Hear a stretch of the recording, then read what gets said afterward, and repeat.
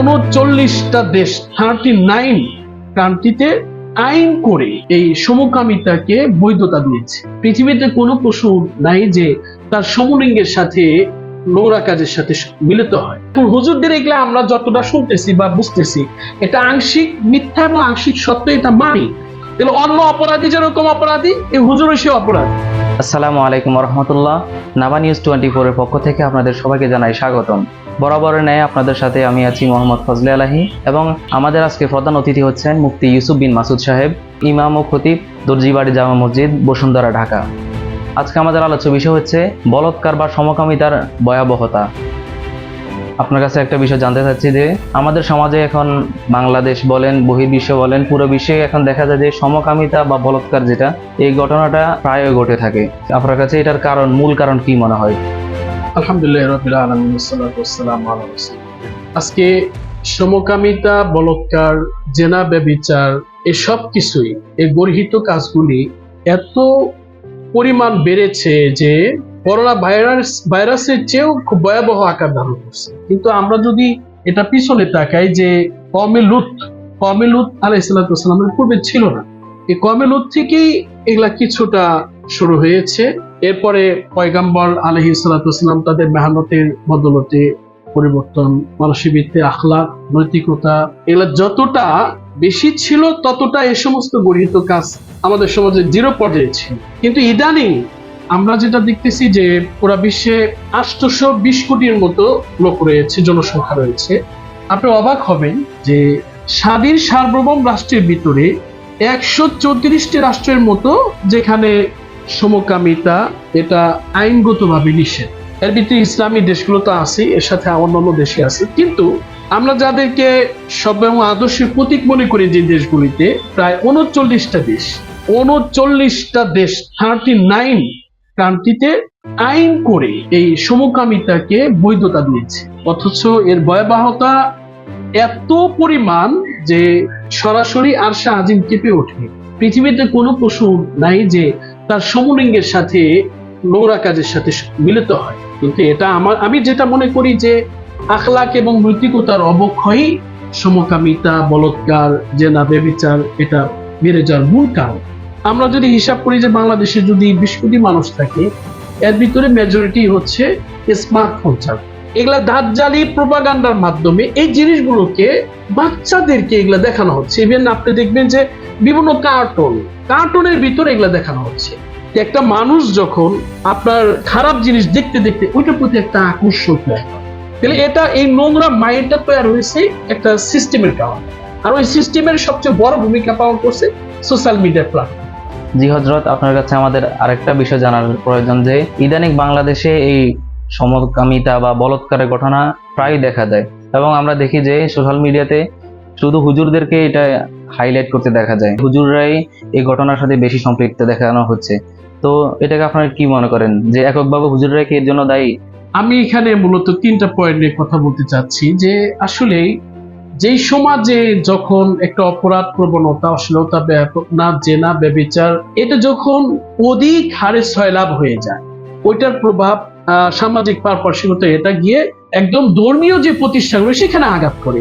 তা আমার মনে হচ্ছে যে পরিকল্পিতভাবে হঠাৎ করে যে এত পরিমাণ মিডিয়াতে এটা প্রচারণা হচ্ছে, যে মনে হচ্ছে যে এই সবকিছুর সাথে সমকামিতা, বলৎকারের সাথে মনে হয় যে শুধু হুজুররা এবং দিনী প্রতিষ্ঠানে জড়িত। অথচ আল্লাহর কসম খেয়ে বলি যে আসলে যেভাবে প্রচারণা হচ্ছে আদৌ এটার সাথে, বাস্তবতার সাথে কোনো সম্পর্ক নেই। অনেকগুলো প্রমাণ দেখাতে পারবো যে দেখা গেছে যে পরিকল্পিতভাবে এটাকে প্রতিষ্ঠানকে কলুষিত করার জন্য আলেমদের সাথে বিদ্বেষতার, শত্রুতা থেকে কাউকে টার্গেট করে এরকম কোন ঘটনা সামনে আনানো হচ্ছে। হ্যাঁ, আমি এখানে আরেকটা বিষয় বলবো, হুজুরদের এগুলা আমরা যতটা শুনতেছি বা বুঝতেছি, এটা আংশিক মিথ্যা এবং আংশিক সত্য, এটা মানি। তাহলে আজকে এই ভয়াবহতা এটা প্রতিটি ঘরে ঘরে সমাজের রন্ধ্রে রন্ধ্রে ঢুকে পড়ছে। এরই একটি প্রভাব ধর্মীয় প্রতিষ্ঠানগুলোতে আছে। এটা একটা পয়েন্ট। দ্বিতীয় আরেকটি পয়েন্ট যেটা, যে আমি মনে করি যে হুজুরা তো মানুষ, ফেরেশতা না।